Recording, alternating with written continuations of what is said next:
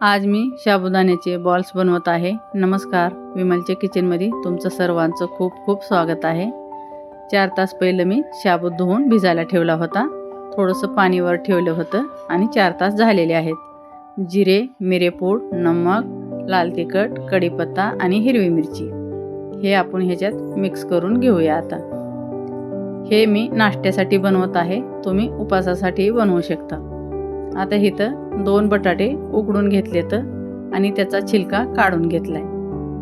आता हे आपल्याला बटाटे टाकायचे आहेत ह्याच्यात। हे तुम्ही खिसणीने खिसू शकता किंवा हाताने बारीक करू शकता। माझे बटाटे थोडेसे निब्बर लागतात म्हणून मी हे खिसणीने खिसणार आहे। बघू शकता, असेच आपल्याला बारीक करायचे आहेत आणि व्यवस्थित ह्याला मिक्स करून घ्यायचं आहे। पहिले ह्याला एकजीव करून घेऊया। हे एकजीव झाल्याच्या नंतर हे थोडासा चिकटपणा येतोय।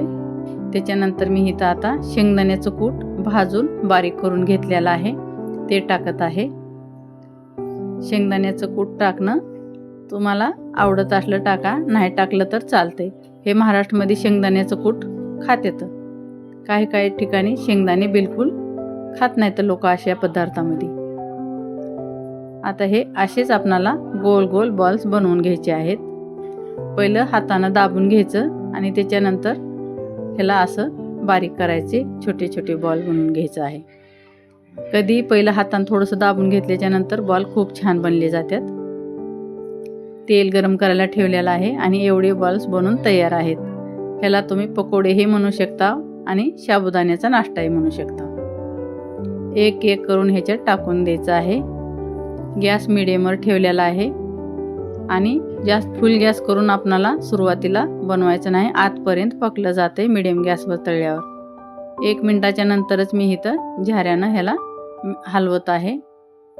1 मिनिट त्याला झारं लावायचं नाही, तसंच ठेवून द्यायचं, म्हणजे सारं एकदम वरलं कडक होते। त्याच्यानंतर आलटून पलटून आपणाला सारेकून एक कलर जसं आणायचं आहे। सारा गोल्डन कलर आल्याच्या नंतरच मग आपणाला हे काढून घ्यायचे आहेत। बघू शकता कसा कलर आलेला आहे।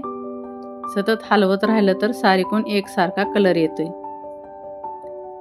तुम्ही जर उपासाला खात असलो तर नारळाची किंवा धनिया पत्त्याची चटणी बनवा, आणि नाश्त्याला जर बनवत असलो तर तुम्ही शेजवान चटणी किंवा टमाटर सॉस सोबत खाऊ शकता।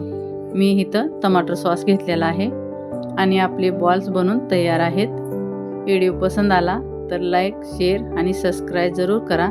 कमेंटमध्ये नक्की सांगा साबुदाण्याचे बॉल्स कसे बनल्यात।